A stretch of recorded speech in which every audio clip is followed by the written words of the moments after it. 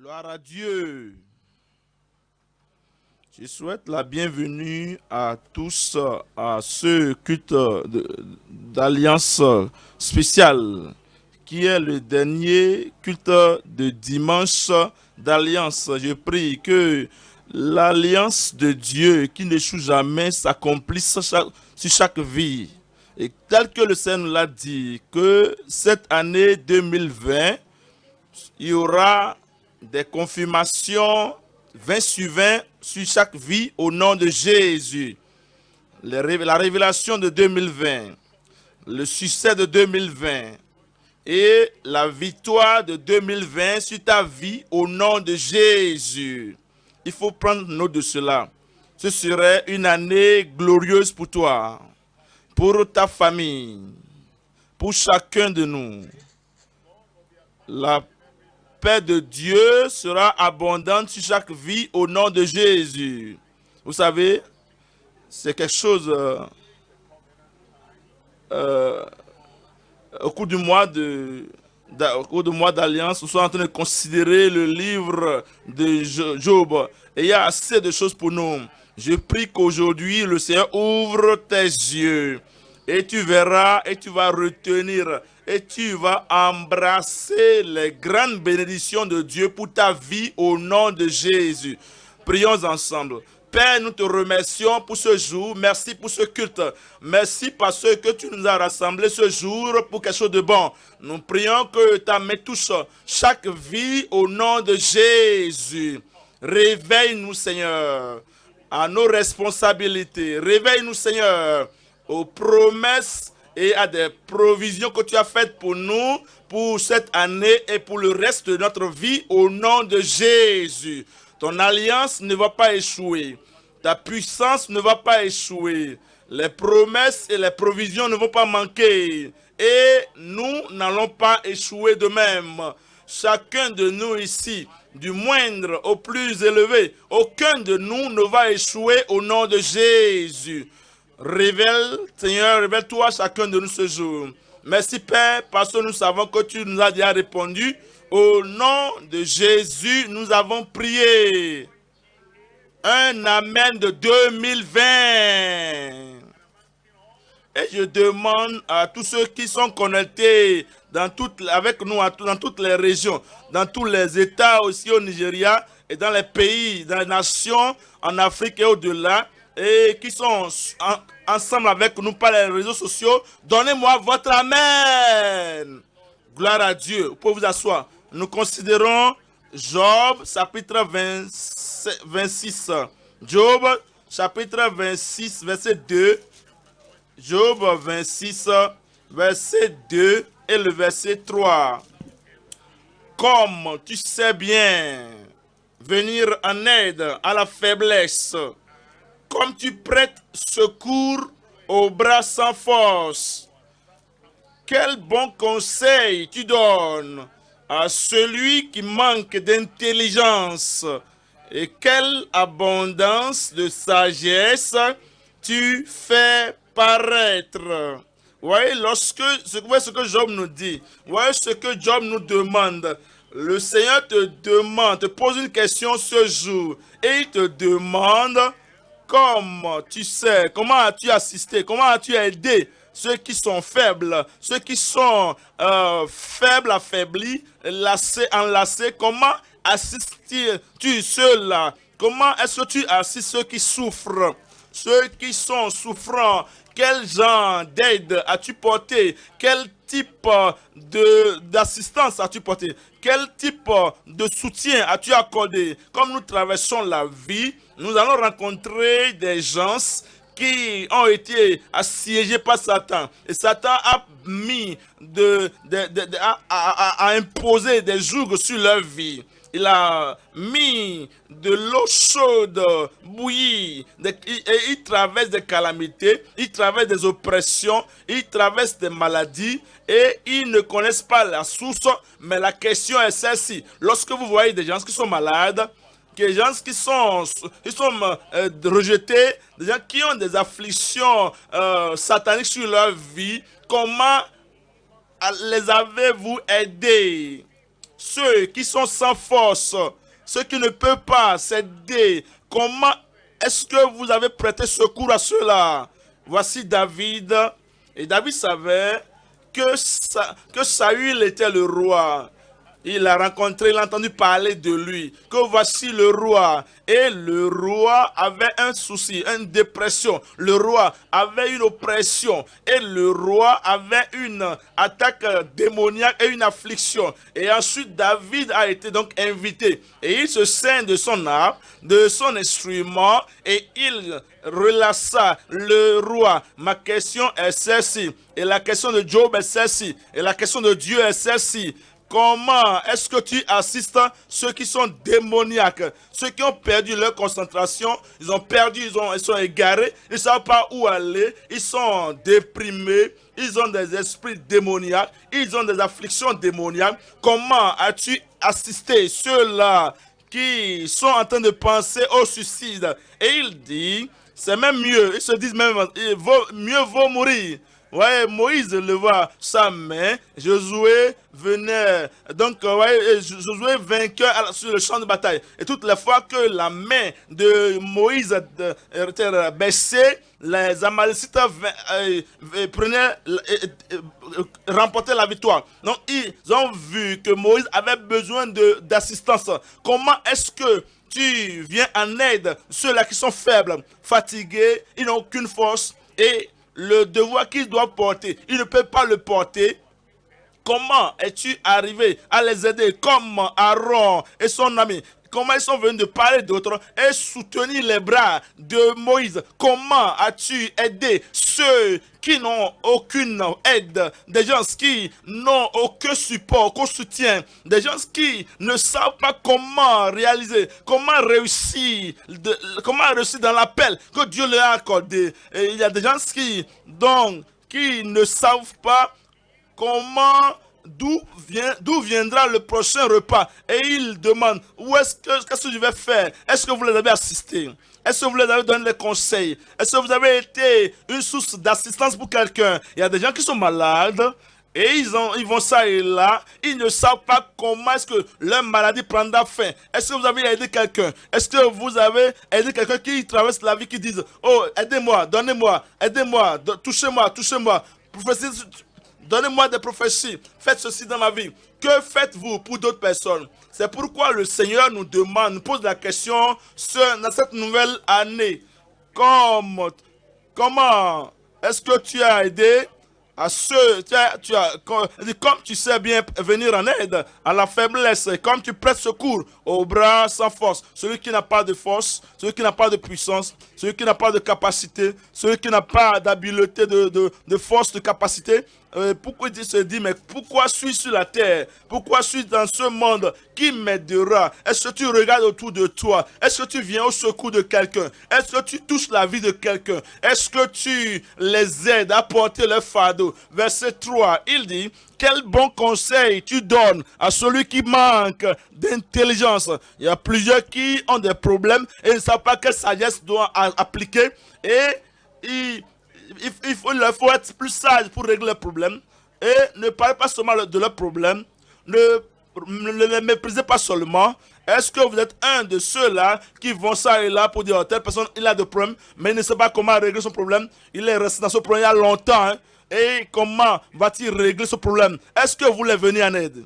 Est-ce que vous leur donnez des conseils? Est-ce que vous touchez la vie de ceux qui n'ont pas de l'intelligence? Et il dit, quelle abondance de sagesse tu fais paraître. C'est ce que le Seigneur nous demande. Vous savez, c'est l'assistance que vous portez qui sera multipliée et vous sera redonnée. Je vous parle aujourd'hui de la réception du secours céleste en offrant un secours terrestre. Nous voici sur la terre.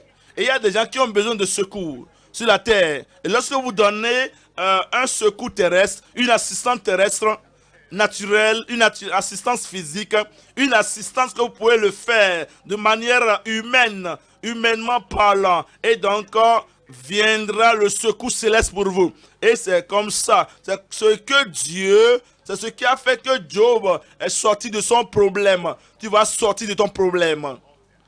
Toutes les attaques et toutes les afflictions, tu vas sortir de cela au nom de Jésus. Vous voyez, Job 29, il avait donné des secours, des assistances à d'autres, mais il n'a pas reçu. Il a offert des secours, des assistances à d'autres. Et comme il assistait de manière humaine, de façon humaine, comme il portait des assistances terrestres humaines, il moissonnait des secours célestes. Et cette année, comme tu es en train de traverser ta vie et de marcher et tu constates des gens qui ont besoin et tu leur portes des secours, des aides, tu recevras aussi des aides, des secours célestes au nom de Jésus. Je vous lis dans Job 29, voyons le verset 11. Job 29, verset 11. L'oreille qui m'entendait me disait heureux. Et l'œil qui me voyait me rendait témoignage, car je sauvais le pauvre du moins, ouais cela, car moi Job, je les aidais. Quand tout allait bien pour moi, quand j'étais fort, quand j'étais bien portant, en bonne santé, je leur donnais de secours. Et il dit, et vous, amis, vous venez me voir, vous me considérez dans ma maladie, dans ma difficulté. Quel secours m'apportez-vous? Et il dit, car je sauvais le pauvre qui implorait du secours et l'orphelin qui manquait d'appui. J'aidais. La bénédiction du malheureux venait sur moi. Je remplissais de joie le cœur de la veuve. Voici cela. Des veuves. Il y a des veuves qu'on a à assister. Et il dit, lorsque vous portez ce secours terrestre, le secours céleste vous viendra. Donnez-moi un bon amen. Il dit qu'il remplissait de joie le cœur de la veuve. Je me revêtais de la justice et je lui servais de vêtements. J'avais ma droiture pour manteau et pour du vent. Il y a des gens qui ne peuvent pas réussir leur vie, qui ne peuvent pas aller quelque part parce qu'ils sont aveugles. Et donc je me servais. J'étais l'œil de l'aveugle et le pied du boiteux. Je dis, je peux t'aider, tiens ma main, je les conduisais. Je dis, j'étais le pied du boiteux. Ceux qui ne peuvent pas marcher, je les portais sur mon dos, je les portais sur mon épaule. Et je me rassure que tous ces gens-là, même tous ces boiteux, je les fais avancer. C'est l'assistance, le secours. Et il dit, je t'ai le Père des misérables.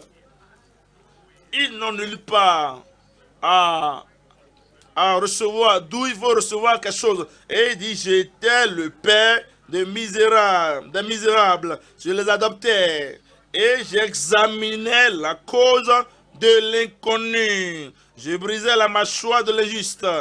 Ceux qui sont injustes, je ne veux pas les cajoler. Je ne veux pas les caresser, je ne veux pas les assister pour dire c'est bon travail. Non, je brisais la mâchoire et j'arrachais de ses dents la proie. Alors je disais, je mourrai dans mon nid. Mes jours seront abondants comme le sable. Voilà ce qu'il a fait.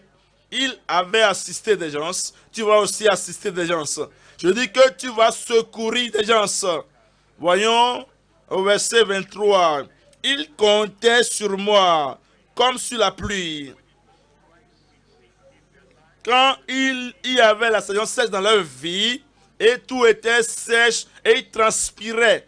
Et ils comptaient sur moi. Parce que quand je viendrai, je portais des aides pour eux. Je serais comme la pluie pour eux. Ils ouvraient la bouche comme pour une pluie de printemps. C'est pourquoi Dieu avait son regard sur cet homme. Et Dieu avait béni cet homme. Comme tu assistes des gens cette année, le Seigneur va t'assister.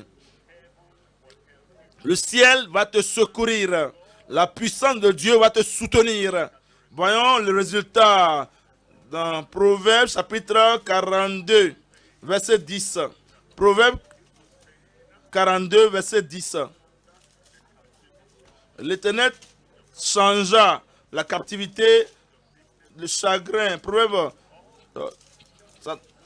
toutes les afflictions sont passées de votre vie au nom de Jésus. Donc c'est Job 42 alors. L'Éternel changea. L'Éternel a rétabli Job. Quand il a prié, c'est Job 42 verset 18. Verset 10, l'Éternel rétablit Job. Cela avait besoin d'être restauré dans la vie. Et c'est des gens qui le critiquaient. C'est des gens qui le critiquaient, qui le blâmaient. C'est des gens qui n'avaient pas apporté d'aide à Job. Et l'Éternel a dit, Job, prie pour tes amis. Sinon, je vais le traiter.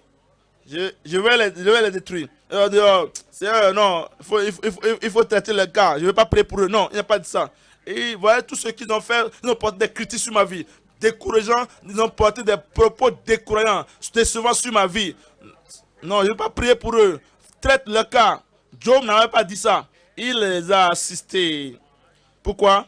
Parce que lorsque vous offrez le secours terrestre, le secours céleste viendra à vous. L'Éternel rétablit Job dans son premier état quand Job eut prié pour ses amis. Et l'Éternel lui accorda le double de tout ce qu'il avait possédé. C'est comme si cela va s'accomplir sur ta vie. Proverbe chapitre 11. Proverbe chapitre 11. Verset 24.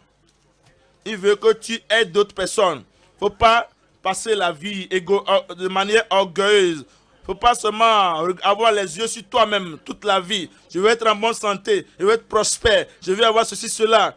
Mais oublie-toi maintenant pour un moment et porte d'assistance à d'autres. Élève d'autres personnes. Fais accroître les autres. Rends les autres joyeux. Rends d'autres personnes heureux. Amène-les à se sentir ou à voir qu'il y a quelque chose en eux. Proverbe 11, verset 24. Il dit, tel qui donne libéralement devient plus riche. Ceux qui donnent le bien, ils dispersent le bien libéralement. Ils distribuent ce qu'ils ont et ils donnent à d'autres personnes. Ils deviennent riches. Ils deviennent plus riches parce que lorsque vous offrez le secours terrestre, le secours divin viendra à vous. Verset 24. Tel qui donne libéralement devient plus riche et tel qui épargne à l'excès ne fait que s'appauvrir. Ceux qui épargnent ce qu'ils ont à l'excès. Je n'ai pas d'argent, je n'ai pas de bouche, je ne peux rien donner, je ne peux pas secourir quelqu'un, je ne peux rien dire. Verset 25. L'âme bienfaisante sera rassasiée. Et celui qui arrose sera lui-même arrosé. Celui qui arrose sera lui-même arrosé. Le Seigneur va t'arroser.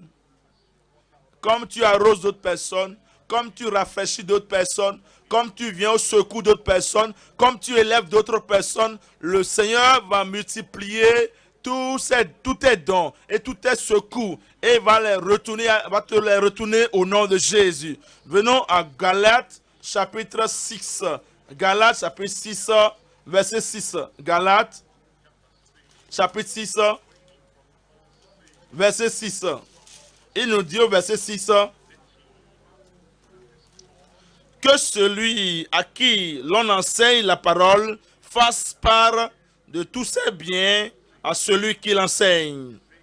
Il dit, ceux qui ont été enseignés, tu vas dans une classe, dans une école ou dans l'église, il y a quelqu'un qui vous enseigne, quelqu'un qui vous enseigne, il y a un pasteur qui vous enseigne, il y a un enseignant qui vous donne des enseignements, il y a un pasteur, il y a des guerriers de prière qui prient pour vous, il y a des gens qui viennent en aide, qui vous viennent en aide, et il y a des gens qui vous aident pour mettre de l'ordre dans votre vie, dans votre famille, dans votre foyer.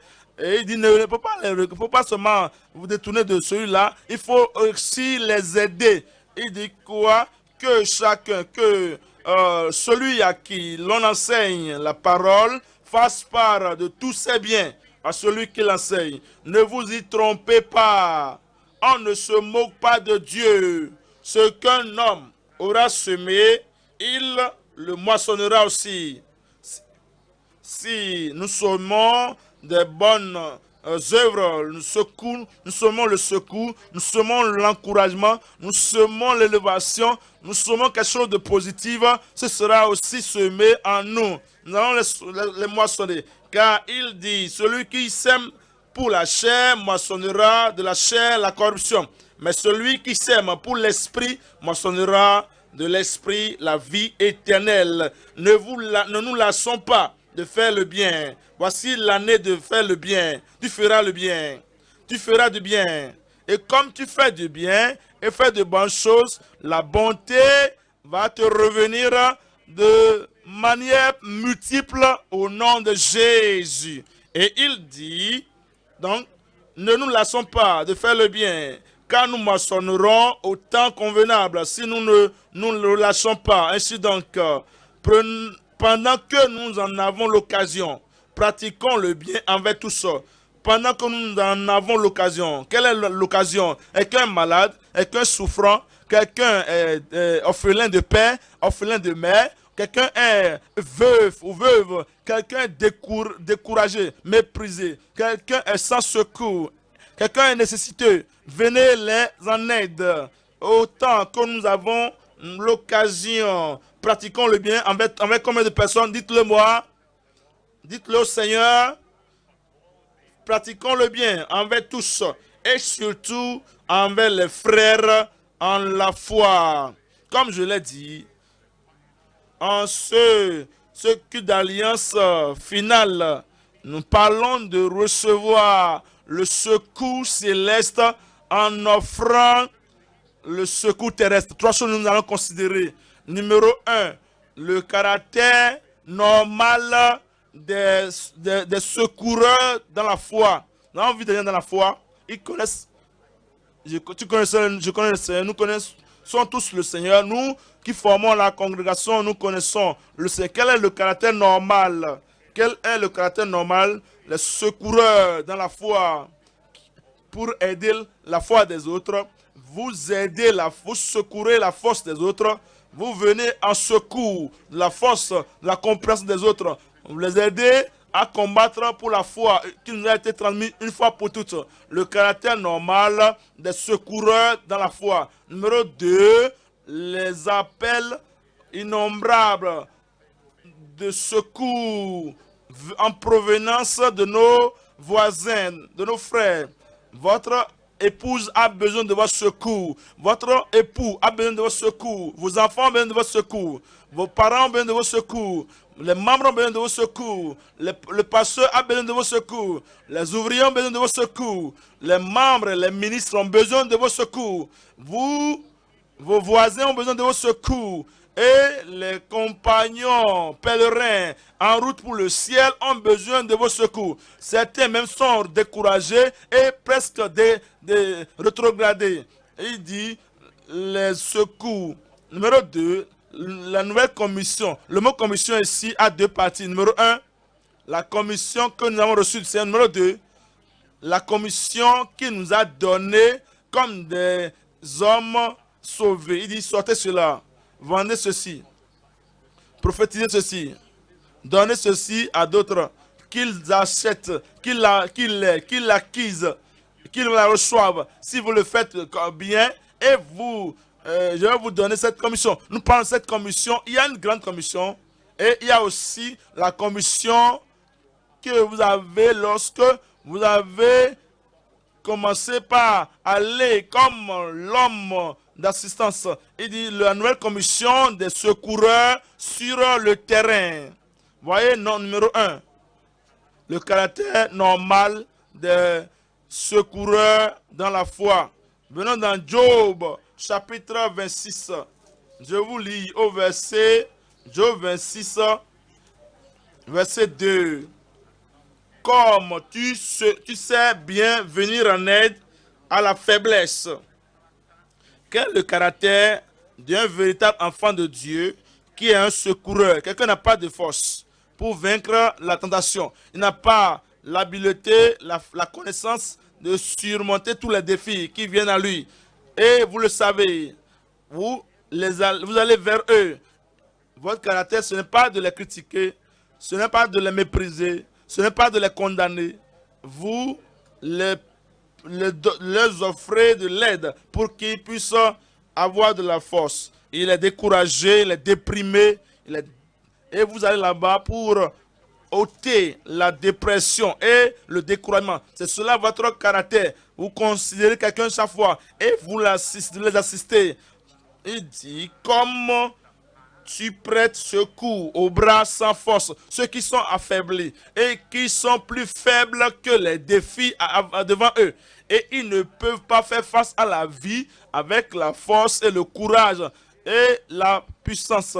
Vous n'avez pas dit, ils sont faibles, je vais plus les affaiblir. Ils sont en bas, je vais plus les piétiner. Le caractère normal, ils n'ont pas les bras de force, vous les renforcez, vous les fortifiez à partir de votre parole et par vos conseils, par les promesses de Dieu. Cela prend du temps. Vous vous asseyez avec eux. Cela prend du temps. Vous marchez avec eux. Cela prend du temps. Vous allez vers eux. Cela peut prendre un peu de temps. Vous passez plus de l'énergie et de force et de vie et de temps avec eux afin de pouvoir les servir. Verset 3. Il dit, quel bon conseil tu donnes à celui qui manque d'intelligence.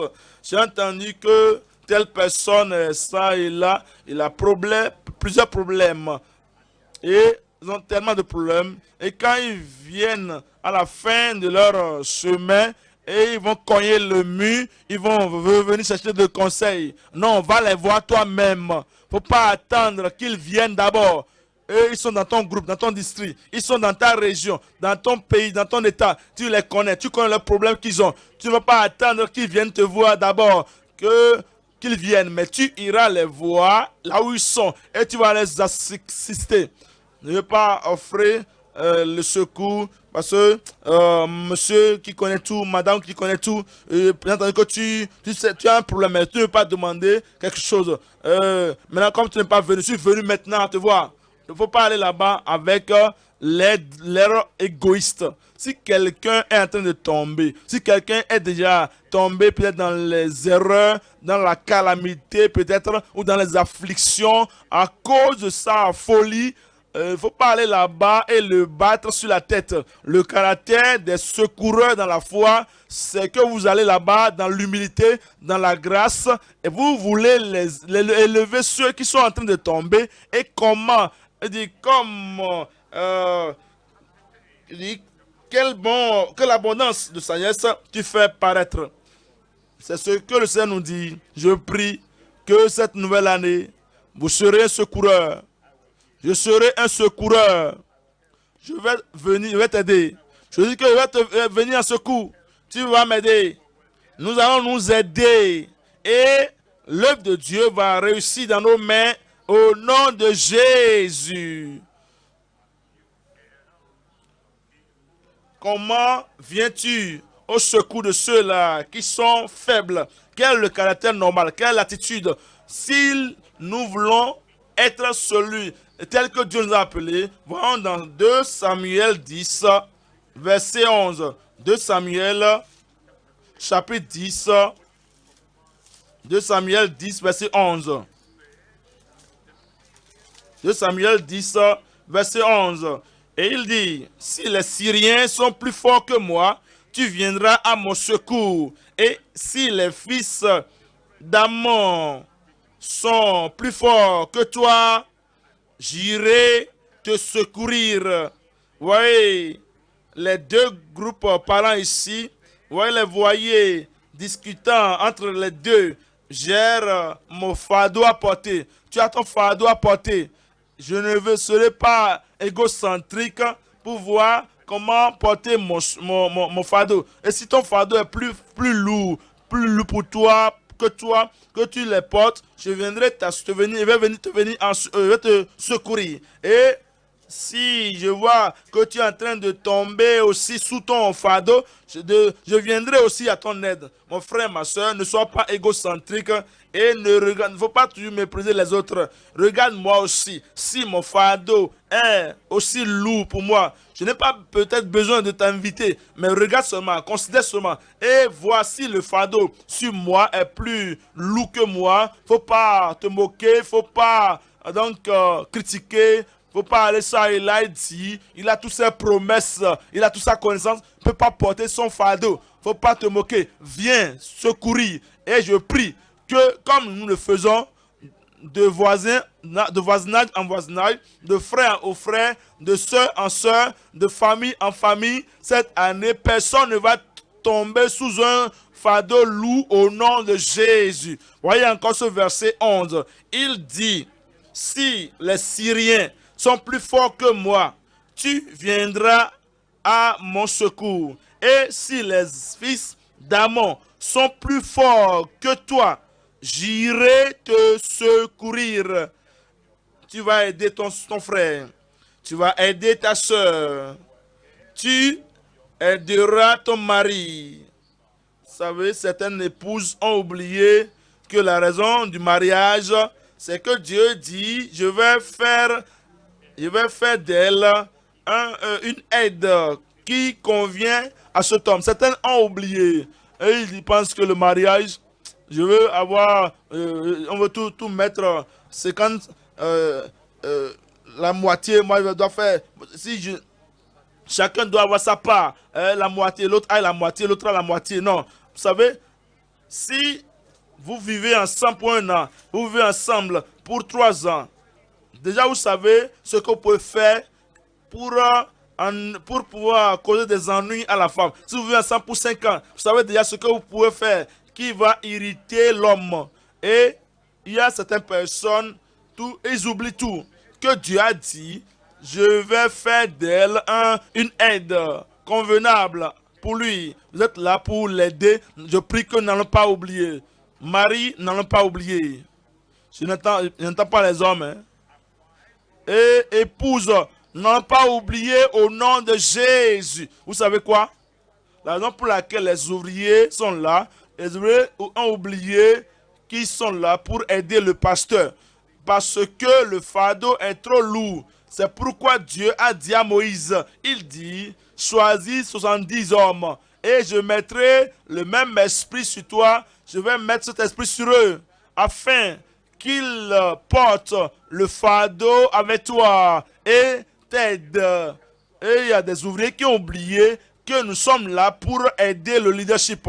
Nous ne sommes pas là pour faire ce que nous voulons faire et nous nous réjouissons seulement de ça si le dirigeant n'est pas en train de nous supplier et nous dit ce que nous voulons et nous dit ce que nous voulons. Nous allons donc le combattre et faire ceci, cela. Vous oubliez quelque chose d'important. Vous devez offrir le secours terrestre afin de recevoir le secours céleste. Nous venons dans Ecclésias chapitre 4. Ecclésias chapitre 4. Je vous lis au verset 9. Ecclésias chapitre 4, verset 9. Deux valent mieux qu'un.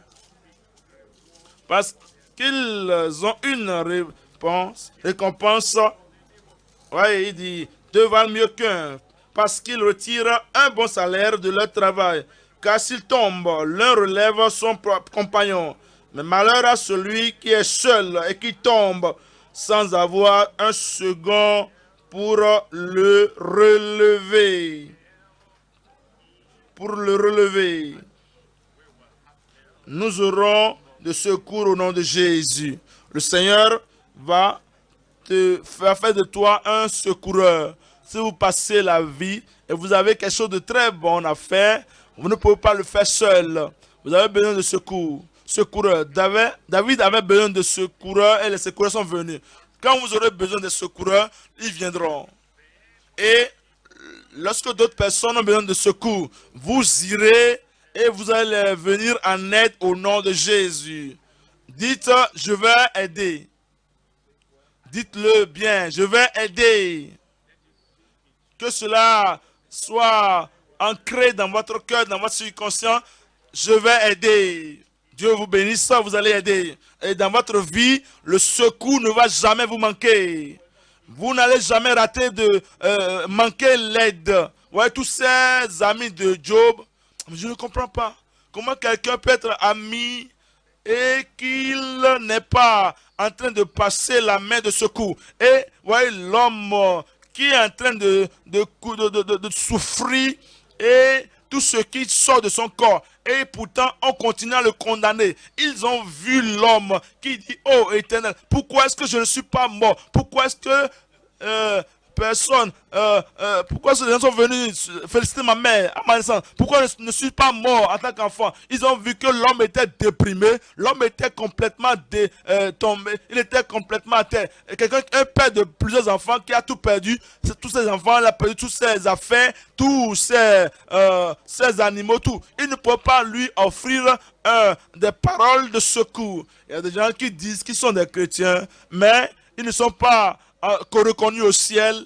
Et c'est des gens, ils voient des gens qui sont rejetés, qui sont à terre, et ce qu'ils font, ils sont en train de les piétiner, de les massacrer, même avant que la personne ne meure, étant déjà déprimé, qui dit je veux mourir, nous allons t'aider à mourir. Et c'est ce qu'ils disent. Et ils le piétinent pour le tuer.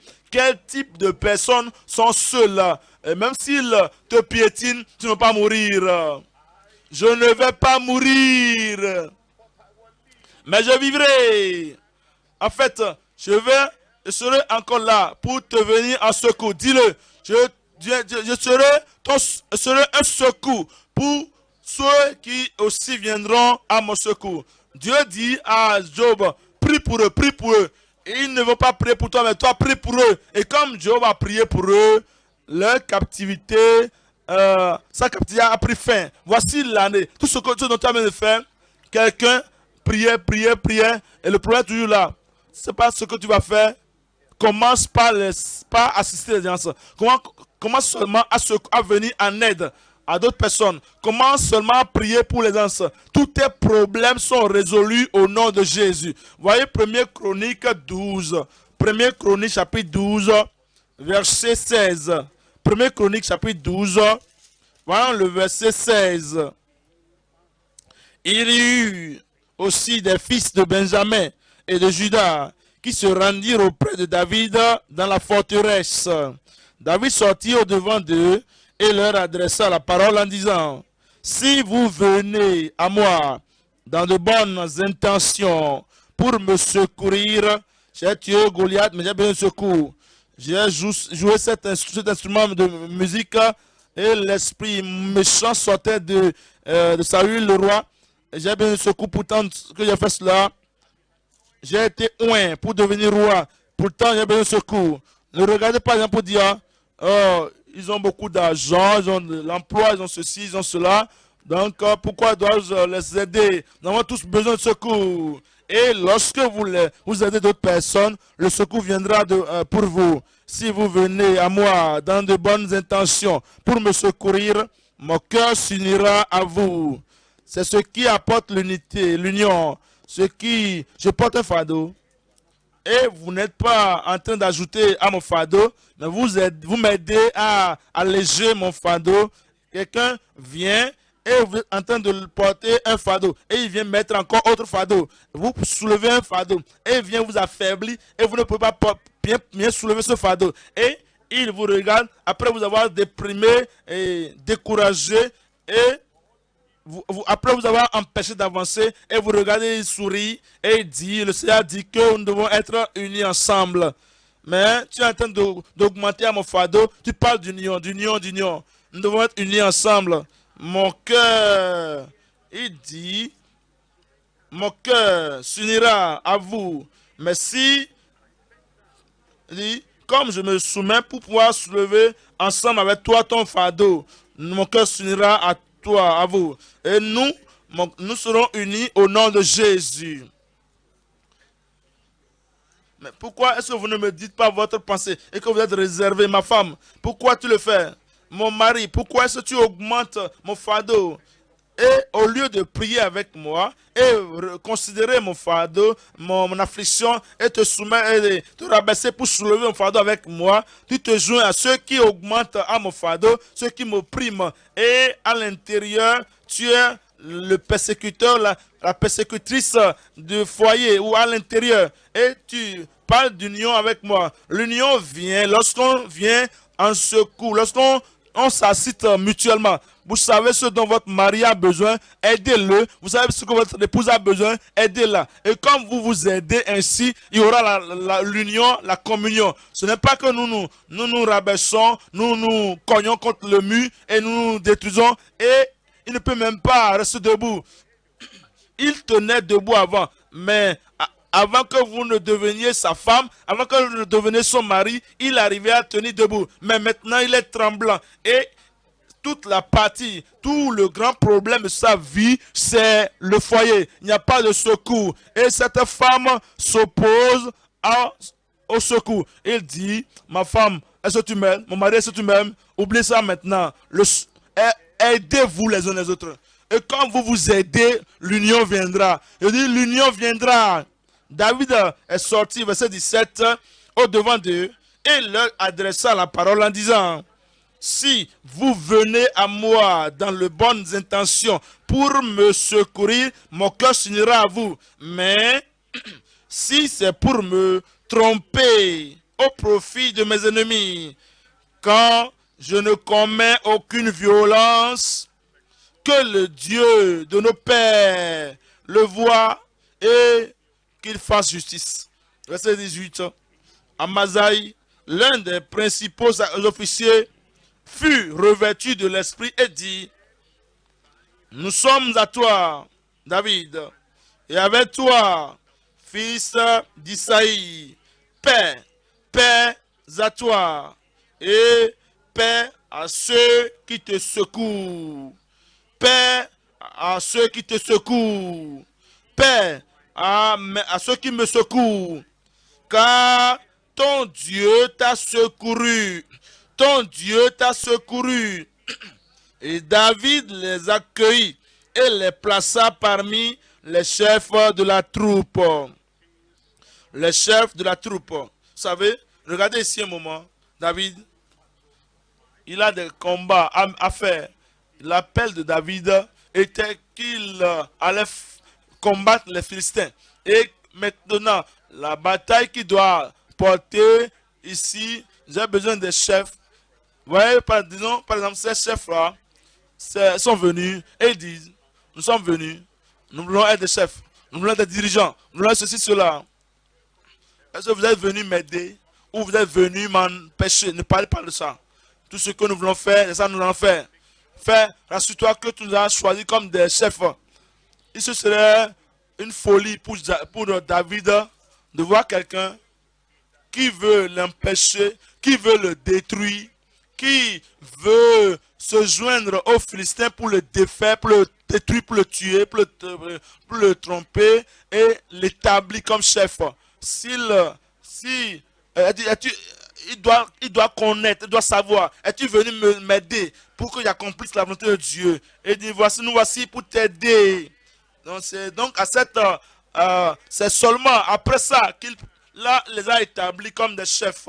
Comme nous voyons cela cette année, il ne faut pas seulement chercher d'opportunités. Je veux être chef, je veux être dirigeant, je veux être gouverneur, je veux diriger cette session. La dépression, la question est celle-ci plutôt, vérifie dans ta vie. Est-ce que tu es venu nous aider? Si tu es venu nous aider, tout ce dont tu as besoin te sera donné. Si tu es venu nous empêcher, Dieu va t'enlever de là. Et tu ne seras pas en mesure de détruire l'armée de Dieu au nom de Jésus. Donnez-moi un bon amen. Voyons dans Romains chapitre 16. Romains chapitre 16. Voyons le verset 3 et le verset 4. Romains 16. Verset 3. Saluez Prisca et Aquilas, mes compagnons d'œuvre en Jésus-Christ. L'apôtre Paul Il dit, je peux vous dire, je ne serais pas où je suis aujourd'hui si je n'avais pas des gens des compagnons. Oui, je suis un apôtre. Oui, je prie. Oui, je connais la parole. Oui, je prophétise. Oui, je vais ça et là pour évangéliser. Mais vous savez, je ne pourrais pas être là où je suis sans mes compagnons en Jésus-Christ. Les compagnons dans la foi, nous devons les comprendre. Et que ce soit la force de l'homme, et que ce soit la force, la grande force de l'homme, chaque individu a besoin de secours. Tu as besoin de secours. J'ai besoin de secours. Et nous allons nous aider. Ah, ne pas prêt à vous aider les uns les autres. Voyez cela encore dans Romains 7, verset 3. Saluez Prisca et Aquilas, mes compagnons d'œuvre en Jésus-Christ. Qu'est-ce qu'ils font? Ils faisaient quoi? Verset 4. Qui ont exposé leur tête pour sauver ma vie. Ils ont exposé leur tête pour sauver ma vie. Et il dit, ce n'est pas moi seul qui leur rend grâce. Ce sont encore toutes les églises des païens. Voyez le verset 5. Saluez aussi l'église qui est dans leur maison. Lorsque nous cherchons le bâtiment pour l'église, afin, sans même les demander, sans demander à Priscille et Aquilas, puisque déjà ils portent déjà des assistances, on n'a même pas besoin de les dire parce qu'on se dit, ah, ils donnent déjà tout, ils ont tout déjà, et toute l'église connaît. Non, même pas leur dire, non, même pas se demander, non, même pas mépriser leur secours, parce qu'ils font déjà beaucoup. Il dit, non, ne dites pas ça, ma maison est disponible. Donc, vous pouvez aussi venir et commencer l'adoration chez moi. Je prie que cette sorte de caractère en cette nouvelle année, le Seigneur va donner à chacun de nous au nom de Jésus. Point numéro 2 maintenant.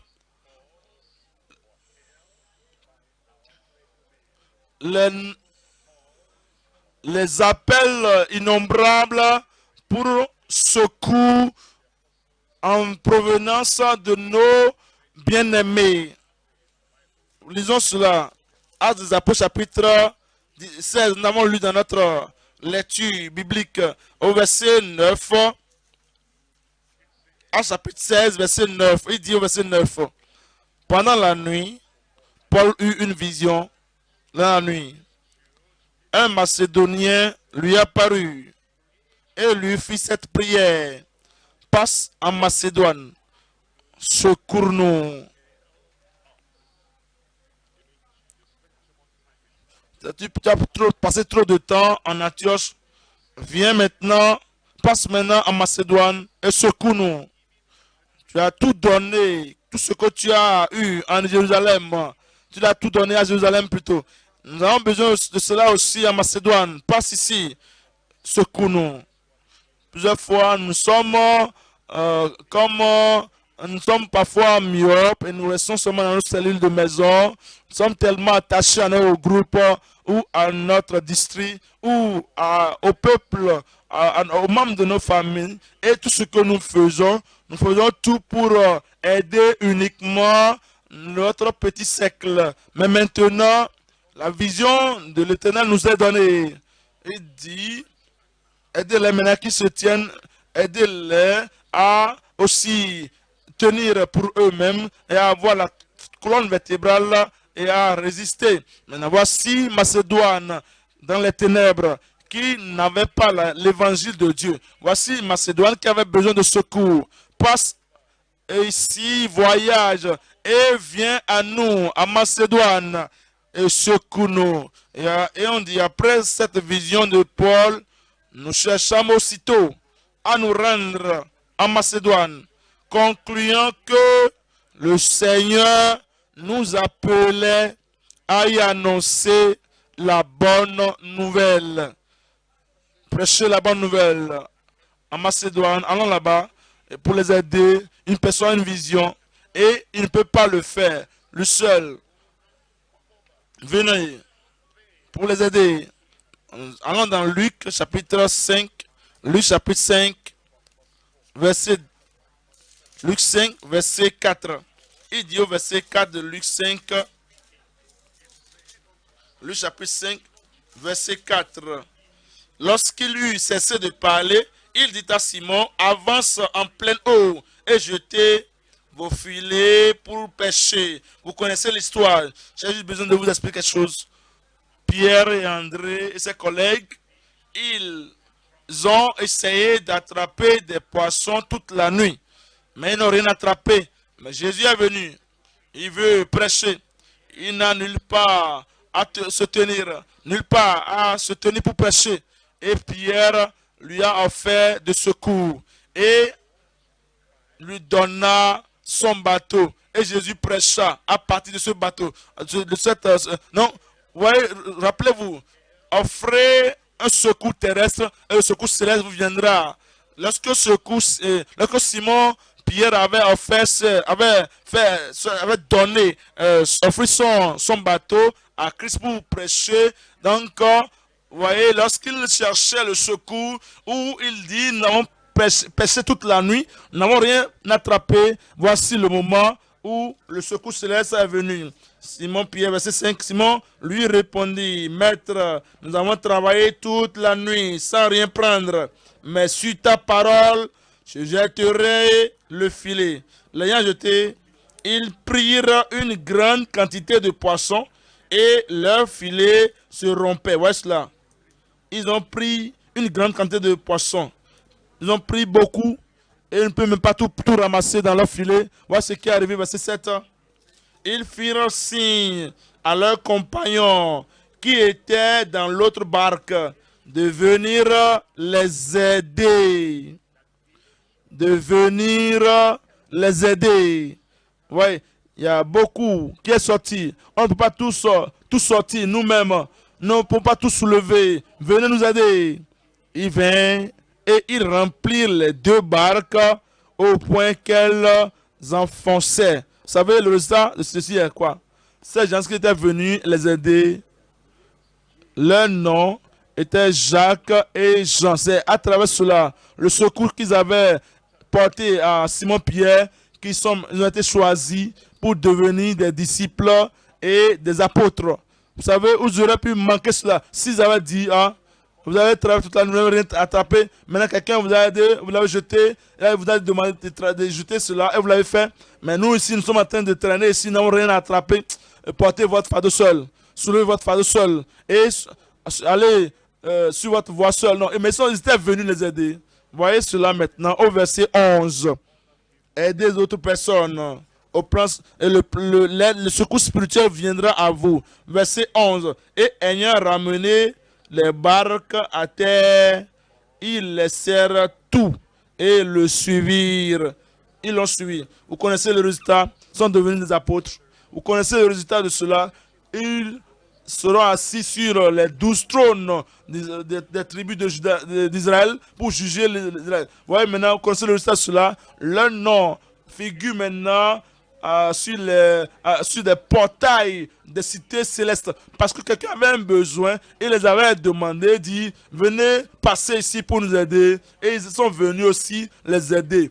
Nous entendons les appels, nous recevons les appels pour secourir. Nous percevons, nous recevons des appels pour le secours.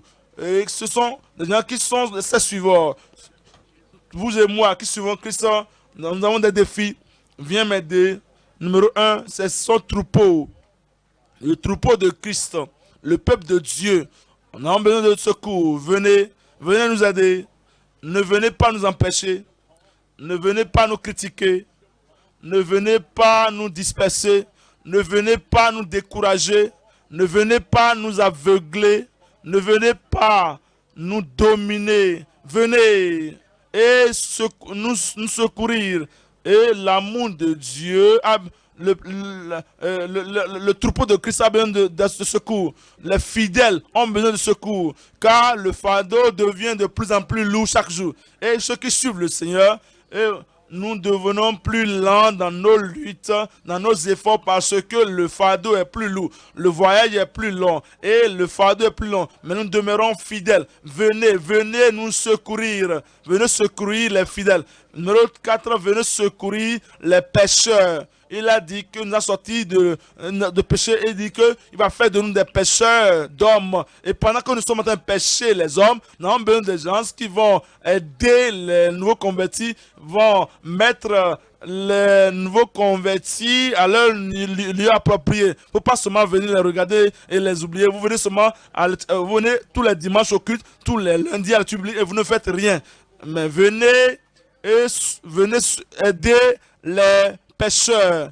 Il y a des gens qui sont devenus, le voyage est très long et le fardeau est trop lourd et ils sont devenus faibles, fatigués, affaiblis. Venez et aider les faibles. Il ne faut pas les critiquer, il ne faut pas les mépriser, il ne faut pas les ridiculiser.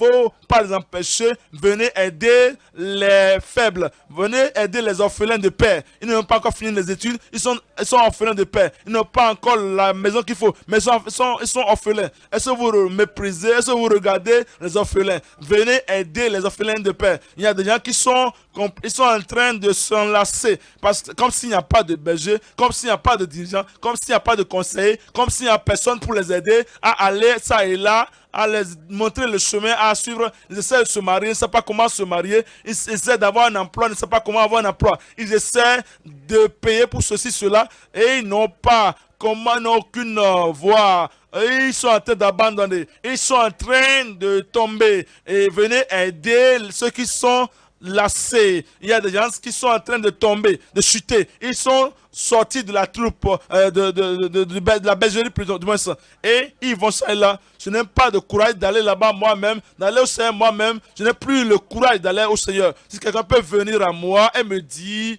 nous t'aimons, je serai rassuré que si je me retourne, ils ne vont pas se moquer de moi. Allez aider ceux qui sont en train de tomber. Il y a des gens qui sont abandonnés. Il y en a, tout le monde les a abandonnés. La famille les a abandonnés. Tout le monde les a abandonnés. Et ils se sentent très isolés, rejetés, seuls, dans la solitude. Et ils pensent qu'ils ne peuvent rien faire dans la vie. Et ils se disent que je suis abandonné. Si quelqu'un pense que j'ai perdu quelque chose, quelqu'un pense que j'ai perdu la vie, qu'ils viennent aller vers ceux qui sont abandonnés pour les aider. Il y a des gens qui sont craintifs, ils sont priés pour tout. Ils ont prié, ils ont peur de leurs rêves, peur des hommes, peur des femmes, ils ont peur de l'église, ils ont peur de tout, ils ont peur de tout. Pourquoi ne pas aller les voir et aller leur donner les mains, leur tendre les mains de secours à ceux qui sont craintifs, peureux. Il y a des gens qui sont, ils n'ont pas de foi. Et ils n'ont plus de foi, ils sont en train de regarder et ils n'ont pas de foi pour la restauration, ils sont malades, ils n'ont pas de foi pour la guérison, ils n'ont pas de foi pour avoir des bénédictions et ils sont rejetés et ils se sentent sans foi, désespérés et allez les aider et comme vous les aidez, le Seigneur va vous aider. Comme vous les aidez, le Seigneur va vous élever. Vous savez, certaines personnes disent, je ne sais pas comment prier. Vous savez quoi? Même si je ne sais pas comment prier, dis seulement au Seigneur, j'ai besoin de secours ici, j'ai besoin de secours à tel endroit, j'ai besoin de secours dans tel domaine. Je pense que je peux prier pour faire descendre le ciel sur ma vie. Je vais faire quelque chose. Je vais aider d'autres personnes. Ce sera une manière d'aider à ta prière, de porter une aide, d'augmenter la puissance de ta prière. Comme tu portes des aides, avant même de savoir, le secours te viendra. Tout ce que tu désires dans la prière te sera donné au nom de Jésus. Vous savez, le problème avec certaines personnes, c'est quoi? Je ne peux pas être ouvrier maintenant. Hein. Je n'ai même pas le temps pour prêcher d'autres personnes. Mais tu as la connaissance que d'autres n'ont pas. Tu as les choses que d'autres n'ont pas. Tu as la force que d'autres n'ont pas. Même dans ton problème, même dans tes défis, la personne moindre dans la vie profonde a la connaissance qu'il faut pour aller prêcher à d'autres personnes que le pasteur d'autres lieux n'ont pas. Il dit, prenez ce peu que vous avez et allez secourir et le secours viendra à vous aussi. Vous voyez quelqu'un qui vient, il est un homme, il est venu du désert et comme il s'est approché de la ville, il a vu une femme qui a regroupé des bois et qui va faire le dernier repas et va manger avec son enfant. C'est une veuve et ensuite elle va mourir et son enfant mourra. Et l'homme de Dieu ne savait pas d'où il venait. Elle ne savait pas d'où il venait. Il dit, l'homme dit, donne-moi seulement un verre d'eau. Et comme la femme avait apporté, allait pour apporter l'eau, pendant que tu viens, apporte aussi un repas pour moi. Et elle dit, je n'ai pas de repas. En réalité, voici le dernier repas que je prépare. Et c'est assez suffisant pour moi et pour mon fils. Et l'homme de Dieu dit, va faire comme je te l'ai dit. Et l'homme de Dieu a fait. Il faut aider ceux qui ont faim. Fais pour moi d'abord et ensuite pour toi. Et je vais te dire, si tu vas donner ce secours terrestre, le secours céleste viendra. Et cette cruche d'huile ne va pas manquer. Et la farine va manquer dans ta maison jusqu'à ce que l'abondance ne vienne dans cette nation.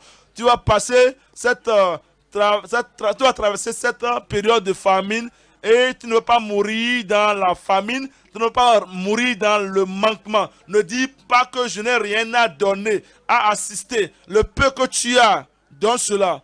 À partir de ce que tu as, donne. Et tu verras l'abondance sur ton chemin. Je vois le succès sur ton chemin. Je vois la promotion sur ton chemin. Ne faut pas diminuer l'amen. Voyez Luc 6, verset 38. Luc 6, verset 38. Donnez et il vous sera donné. Cette année, c'est une année de donner. C'est une année de recevoir aussi. Et je vois de l'abondance qui vient à toi. Donnez et il vous sera donné. On versera dans votre sein une bonne mesure serrée, secouée, qui déborde. Mon frère, je parle de toi, qui déborde. Ma soeur, je parle de ta famille, des besoins qui débordent. Mon garçon, mon fils, ma fille, je parle de toi là-bas, qui coule, qui déborde.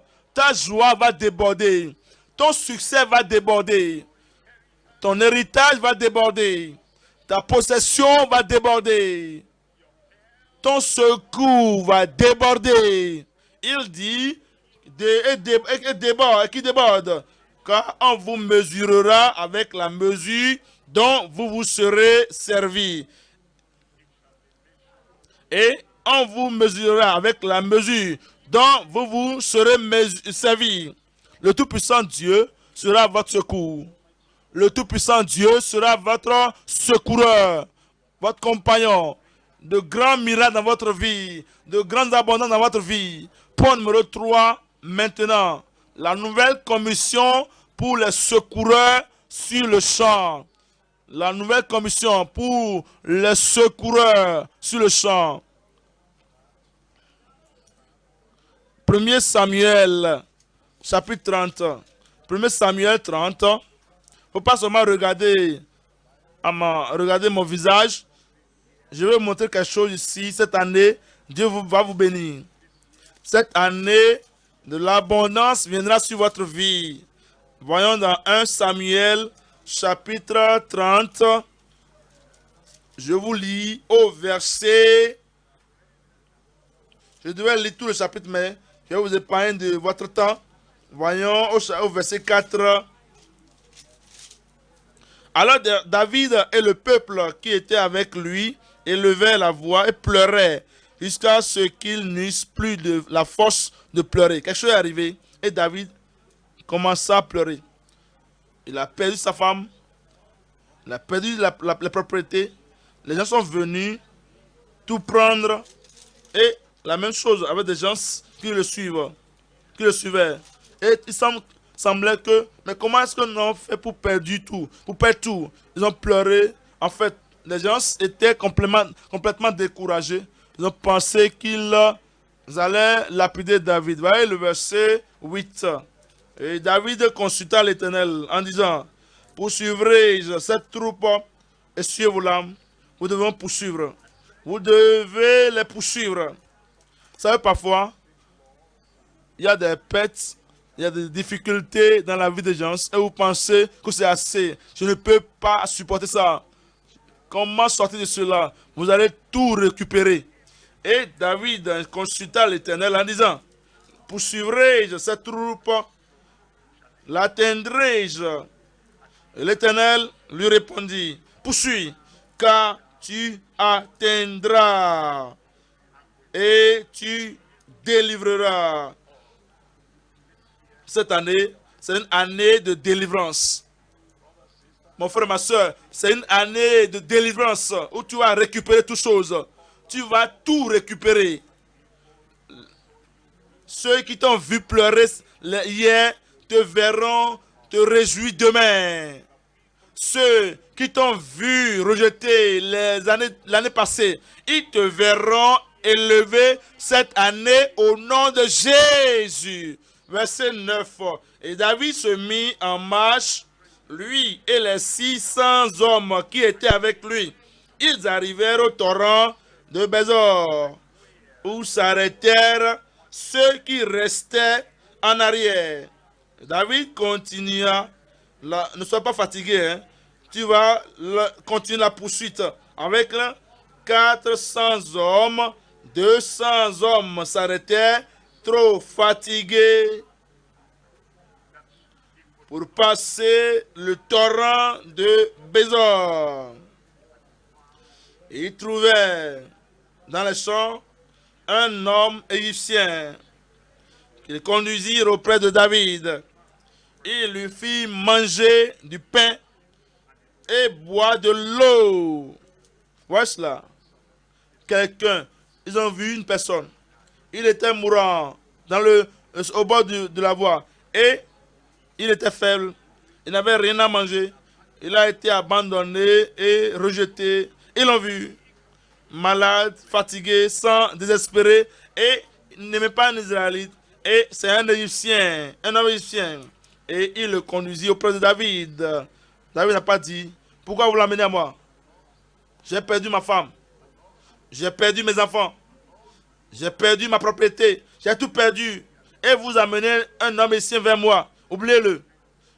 Oh, jetez-le quelque part là-bas. Éloignez-le de moi. Non. Lorsque vous offrez un secours terrestre, vous allez recevoir le secours céleste. C'est à travers ce secours que vous allez récupérer toutes les bonnes choses dans votre vie. Et ils lui firent manger du pain et boire de l'eau.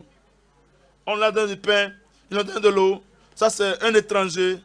Il fait quoi? Qu'est-ce qu'il fait? Et ils lui donnèrent un morceau d'une masse de figues sèches. Oui, c'est un étranger. Cette année, je te vois en train de porter un secours là-bas. Et Dieu va te surprendre avec des miracles. Et il lui donnait un morceau d'une masse de figues sèches et 2 masses de raisins secs. Après qu'il eut mangé, les forces lui revinrent, car il n'avait point pris de nourriture et point bu d'eau depuis 3 jours et 3 nuits. David lui dit, maintenant, il n'a pas posé seulement de questions avant de lui donner à manger. Assistez. Et assistez seulement. Et le secours viendra à vous. Et David lui dit, à qui es-tu? Et d'où es-tu? Il répondit, je suis un garçon égyptien au service d'un homme amalécite. Et voilà 3 jours que mon maître m'a abandonné parce que j'étais malade. Nous avons fait une invasion dans le midi des Kérétiens sur le territoire de Juda et au midi de Caleb. Et nous avons brûlé Siklag. David lui dit, c'est là même toute la propriété se trouvait, la propriété de David se trouvait. David lui dit, veux-tu me faire descendre vers cette troupe? Et il répondit, jure-moi par le nom de Dieu que tu ne me tueras pas et que tu ne me livreras pas à mon maître. Et je te ferai descendre vers cette troupe.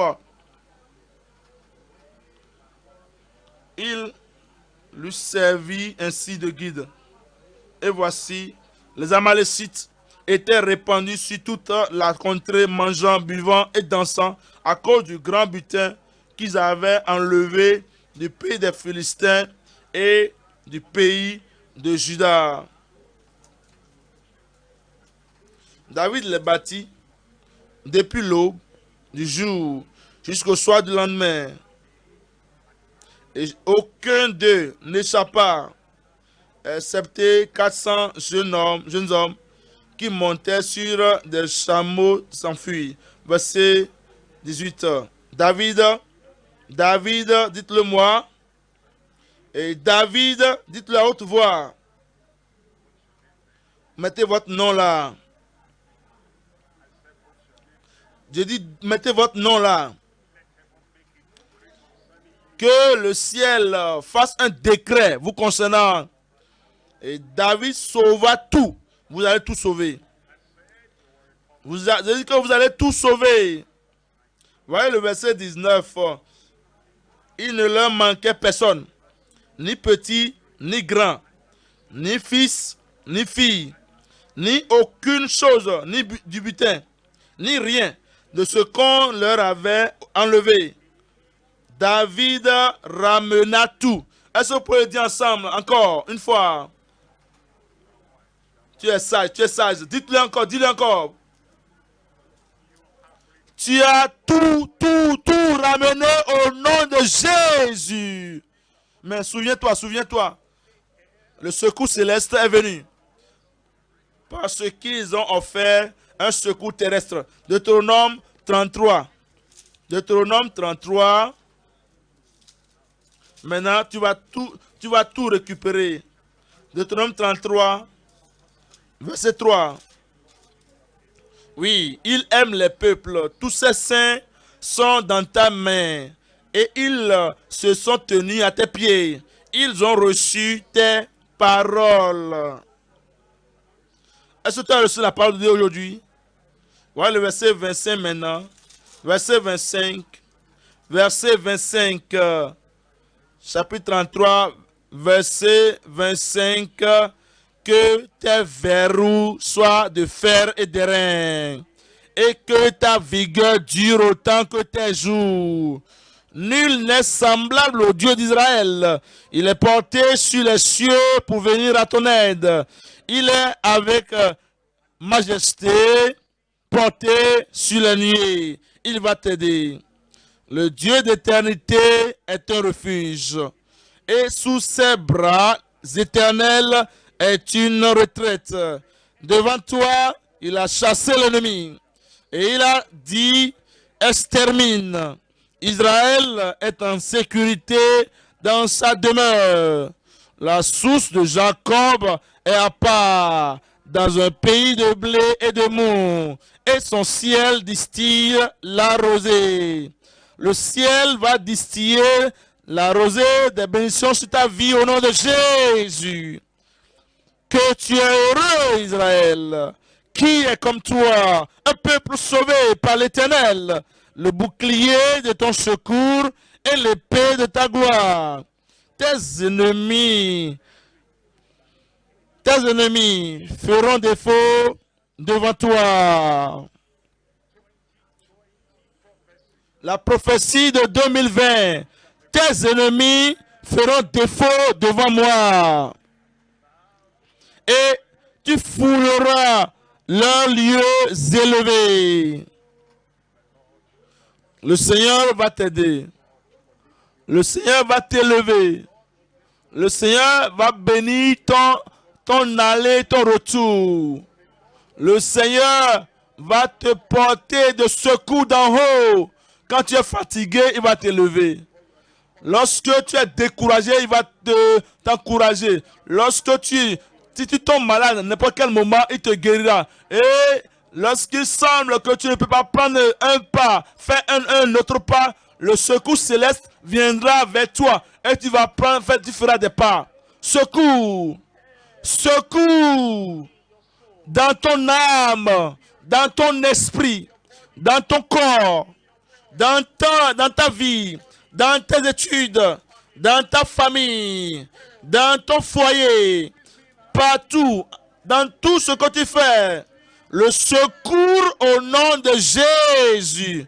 Et partout tu vas, que la main de secours, donne la main de secours là-bas, partout où tu vas, donne la main de secours, ton secours terrestre va produire le secours céleste pour toi partout. Et levons-nous maintenant et allons en Dieu dans la prière. Levons-nous maintenant, le secours est venu, mais fais la promesse à Dieu, je vais aussi porter des aides, je vais aussi assister, je vais aider. Comment tu l'as aidé? Celui qui n'a pas d'argent, celui qui n'a pas d'habit, celui qui n'a rien, n'a père, celui qui est orphelin de père, qui n'a aucune aide. Comme tu sais bien venir en aide à la faiblesse, comme tu prêtes secours aux bras sans force. Prie et dis, Seigneur, je vais donner ma main de secours. Je ne vais pas passer mon temps à ne pas secourir. Je vais aider physiquement, je vais aider au plan matériel, je vais porter des aides physiques, je vais les aider en les élevant. Dis-le au Seigneur, les gens sont là, ils attendent, les voisins sont là, ils attendent, je vais aider, les enfants sont là, je vais aider. Les jeunes sont là, ils t'attendent, je vais aider. Quel que soit ce que j'ai la connaissance, je vais donner cela. J'ai un peu d'argent, je vais donc donner cela pour aider quelqu'un. J'ai des habits, je peux même donner cela pour aider quelqu'un. J'ai quelques domaines, je peux mettre cela pour aider. Aider. Viens au secours de ton frère, de ta soeur, de ta femme. Faut pas toujours être en train de se mépriser. Non, aidez-vous. Ne vous critiquez pas. Ne vous critiquez pas. Aidez-vous. Ne vous méprisez pas. Aidez-vous. Je vais aider. Je vais aider. Que les paroles de ma bouche viennent au secours de quelqu'un.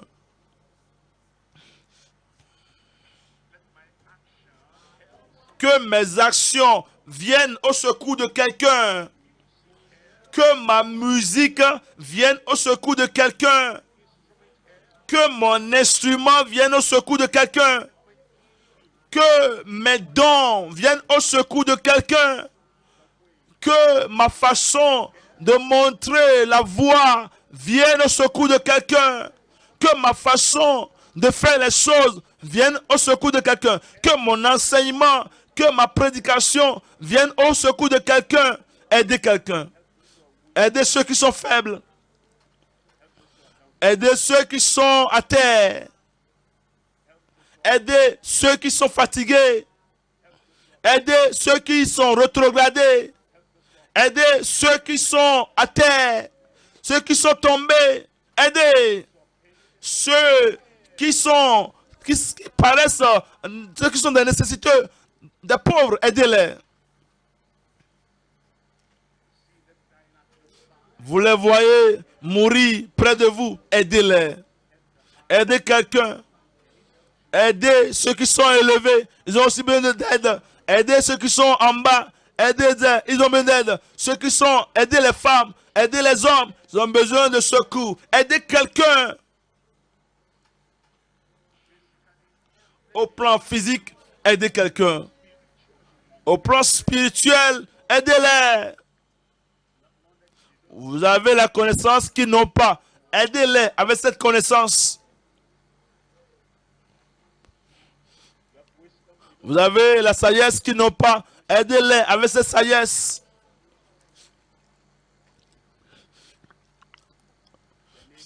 Ils sont nus. Ils ont besoin d'habits, de vêtements. Aidez-les. Ils ont faim. Ils n'ont pas de repas. Aidez-les.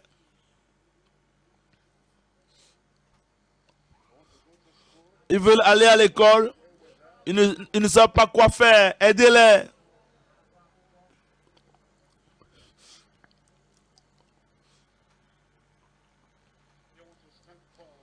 Vous les tenez fermes. Tenez debout.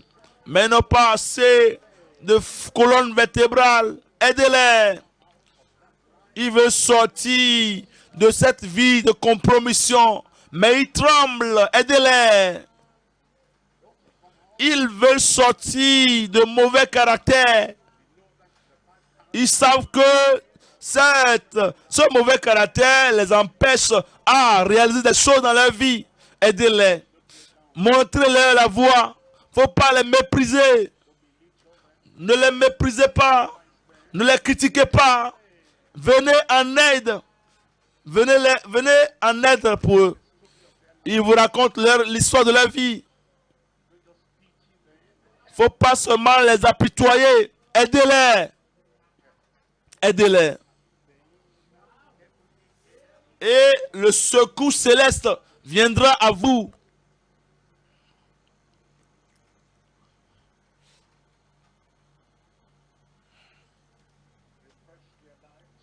Rafraîchissez leur vie. Arrosez leur vie. Aidez-les.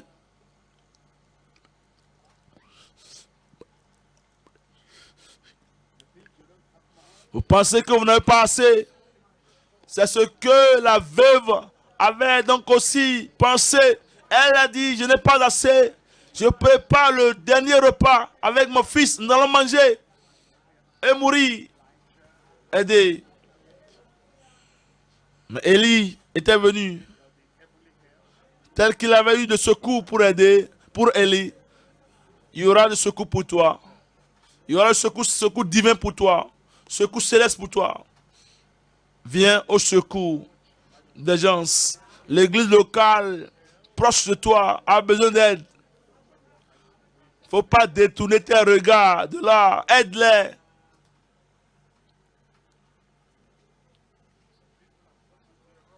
Certaines personnes se sont mis sur la colère, se sont mis dans un trou et ils ne savent pas comment sortir. Viens à leur secours. Viens à leur secours. Ils sont tombés dans ce trou. Quelqu'un, son mariage est en train de subir des dégâts terribles. Il ne faut pas seulement les critiquer, les mépriser. Viens les secourir. Aide-les à voir les promesses de Dieu, à voir la puissance de Dieu. Viens à leur secours.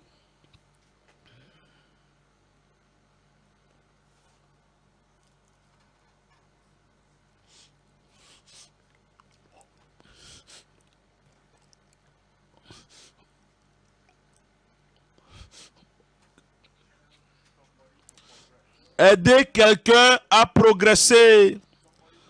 Aider quelqu'un à avancer. Élever ses bras lourds de Moïse. Aidez-les.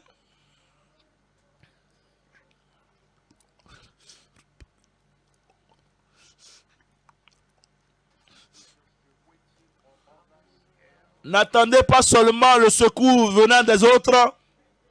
Vous aussi, prenez l'initiative d'aider.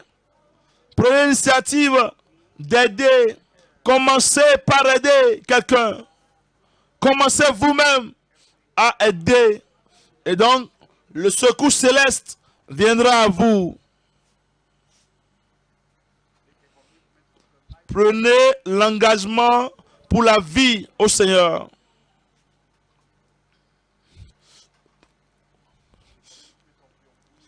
L'engagement de votre volonté au Seigneur. L'égocentrique du passé est passé. Mangez tout ce que j'ai seul. Dépassez tout ce que j'ai seul. Portez tout ce que j'ai seul. Tout cela est passé. Il y a des gens qui sont moins privilégiés dans la vie que vous êtes. Aidez-les. Engagez-vous, que vous allez aider.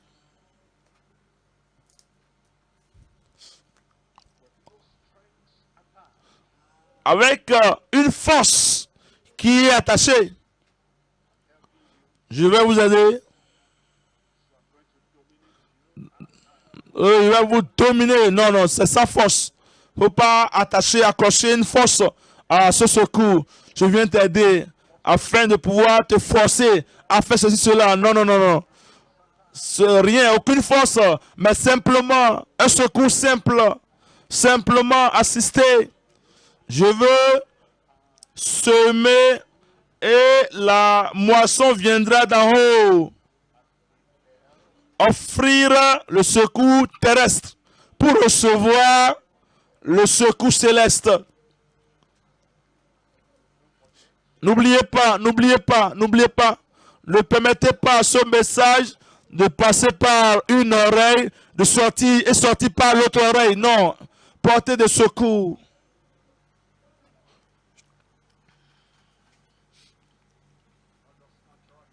Pas seulement un secours naturel. Dieu te donne de grâce afin d'aller au-delà de ta force naturelle dans le secours que tu apportes à d'autres. Et tu dépasses l'homme naturel, la femme naturelle. Que la grâce de Dieu devienne superlative, supérieure dans ta vie. Viens au secours.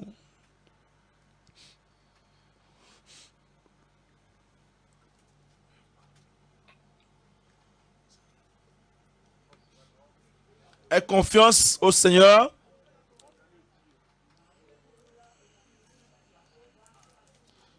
Sous ce, il sera avec toi.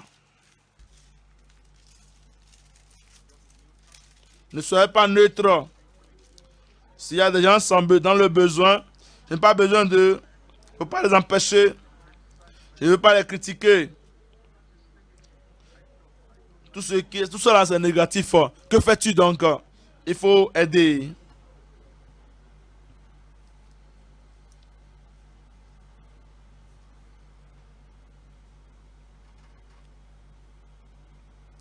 Et sous ses bras, l'Éternel est une retraite. Écoutez l'appel. Passe en Macédoine et secourez-nous.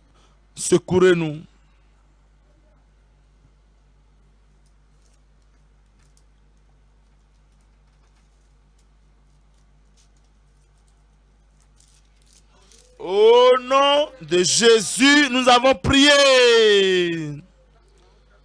C'est bon. Un amen de 2020 maintenant. Au nom de Jésus, nous avons prié. Je serai un secoureur. Où es-tu? Je serai un secoureur. Le secours céleste sera déversé abondamment sur ta vie cette année au nom de Jésus. Les messages d'alliance ne seront pas en vain sur ta vie. Et la confirmation de 2020 ne sera pas en vain sur ta vie. L'alliance qui n'échoue point. Les profits qui n'échouent point. Les bénédictions, les bénéfices qui n'échouent point. Dans ton âme, dans ton esprit, dans ta vie, dans ton corps, dans ton foyer, dans ta profession, dans tes études, à tes sorties, quand tu sors, quand tu rentres à la maison, à l'église, le secours va t'attendre partout. Père, au nom de Jésus, te remercions pour la révélation que tu nous as donnée. Nous te demandons, Seigneur, comme nous faisons ce que tu nous as demandé à faire et que nous venons au secours des gens partout, sans limitation, sans tribalisme, sans sectionnisme, sans hypocrisie, sans égoïsme, et comme nous offrons le secours terrestre à tous ceux qui sont autour de nous, tous ceux qui sont au-delà de nous, nous prions, Seigneur, que tu ne négliges, que tu n'ignores pas le secours que nous offrons à d'autres personnes au nom de Jésus. Père, et l'éclat du soleil céleste, la pluie céleste, la bénédiction céleste, les profits célestes, le secours céleste viendra sur chacun au nom de Jésus. Tu ne veux pas continuer à pleurnicher. Tu ne veux pas continuer à pleurer. Tu ne veux pas continuer à demeurer pauvre. Tu ne veux pas continuer à être orphelin. Tu ne veux pas demeurer désespéré. Le secours est venu. L'espoir est venu. La grâce de Dieu se multiplie sur chaque vie.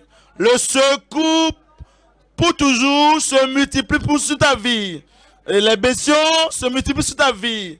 Quand tu es faible, sois fort au nom de Jésus. Quand tu es malade, sois guéri au nom de Jésus. Partout où tu es opprimé, sois délivré au nom de Jésus. Le secours envoyé d'en haut vient sur ton chemin. Que le Tout-Puissant envoie de secours sur ton chemin. Et dès maintenant, pour toujours, jusqu'à la fin de cette année, la fin de ta vie, le secours céleste sur ta vie au nom de Jésus.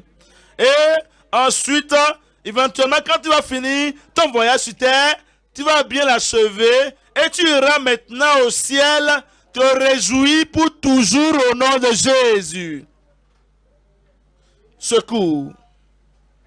Le secours. Le secours. De toutes les directions d'en haut, le secours sur ta vie. Le secours sur ta vie. Le secours devant toi. Le secours derrière toi. Le secours autour de toi. Tu ne manqueras jamais de secours céleste au nom de Jésus. Seigneur, confirme ce secours céleste sur la vie de chaque personne ici. Au nom puissant de Jésus, j'ai prié. Un autre Amen. Je veux entendre un Amen que je vais toujours m'en rappeler toute l'année. Que Dieu vous bénisse.